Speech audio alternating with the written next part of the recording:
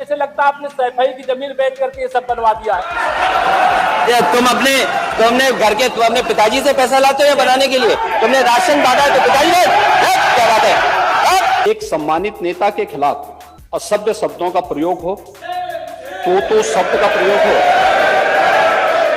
ये ठीक नहीं है। और मैं बड़ी विनम्रता से कहूंगा नेता प्रतिपक्ष को कि आपको इतना उत्तेजित नहीं होना चाहिए। जब एक सदस्य बोल रहा हो तो सदस्य के बीच में, और खासतौर पर उप मुख्यमंत्री बोल रहे हो, तो बीच में रनिंग कमेंट्री करना, बीच में धमकी देना, ये चीजें ठीक नहीं है। और मुझे लगता है सदन की मर्यादाएं इससे आहत होती हैं। देखिए, सफाई भी इसी प्रदेश का हिस्सा है। अध्यक्ष महोदय, सवाल ये नहीं है, मैं सुनने को तैयार हूं। अच्छा, मुख्यमंत्री जी बोल रहे हैं सफाई भी तो इसी प्रदेश का हिस्सा है। नहीं, सफाई, देखिए भाषा आप उसको बाद में बोल सकते हैं। देखिए, हमारी सहमति असहमति हो सकती है। देखिए, हमारी असहमति असहमति हो सकती है किसी बात पर, हम बाद में इस बात को करेक्शन करा सकते हैं, लेकिन तो मैं शब्द का प्रयोग नहीं किया जाना चाहिए और किसी भी असभ्य भाषा का प्रयोग नहीं होना चाहिए। और मैं माननीय अध्यक्ष जी से अनुरोध करूंगा कि अगर इस प्रकार की शब्दावली प्रोसीडिंग का हिस्सा बनी है तो कृपया उसको हटवा दें, क्योंकि ये गलत परंपरा होगी और मैसेज का देश के अंदर खराब जाएगा। हमें हमेशा इस बात को ध्यान में रखना होगा, सदन की मर्यादा का ध्यान हर हाल में बनाए रखना होगा।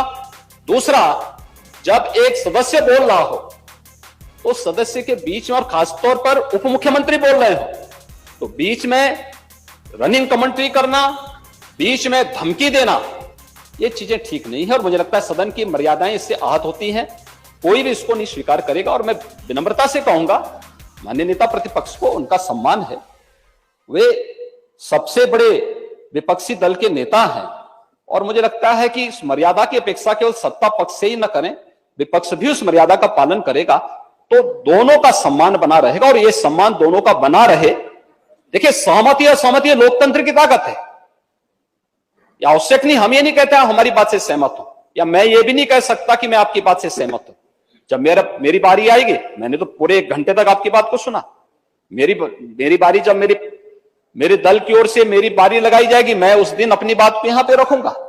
मैंने आपके पूरे भाषण को इसलिए सुना ही नहीं, प्रोसीडिंग मंगाऊंगा, फिर देखूंगा, उसका पूरा जवाब भी दूंगा यहां सदन पे। और मैं उम्मीद करूंगा कि सभी विपक्षी नेतागण उस दिन यहां पर हमारे बात को भी सुनेंगे।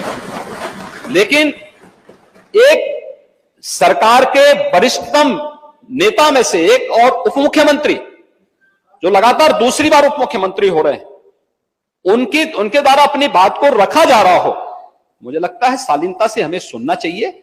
अगर हमें लगता है गलत हो रहा है, देखिए बहुत सारी चीजें, अगर हम भी इस बात को कहते, बहुत सारी चीजें नेता प्रतिपक्ष भी ऐसी थी जो आपत्तिजनक हो सकती थी, हमने सुना। भाई, हमें जो स्वीकार करना हो वो स्वीकार करेंगे और उसका जवाब देंगे भी, लेकिन बीच में इस तरीके की उत्तेजना दिखाना उचित नहीं है। देखिए, माहौल इससे खराब होता है और अनावश्यक रूप से बाहर मैसेज खराब जाता है।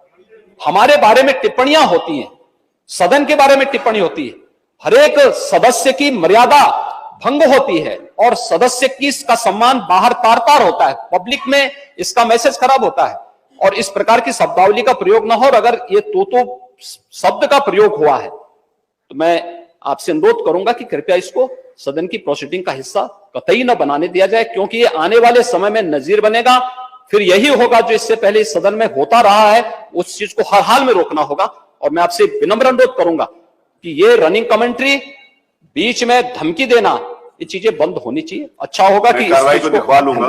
धन्यवाद। मैं कार्रवाई को अध्यक्ष महोदय, जो बात अगर नेता सदन ने कहा कि कोई अनपार्लियामेंट्री लैंग्वेज या वर्ड्स आए तो उन्हें निकाल दिया जाए, मैं भी सहमत हूं। लेकिन मेरा अध्यक्ष महोदय वही निवेदन ये भी है कि किसी को पर्सनल नहीं कहा जाना चाहिए।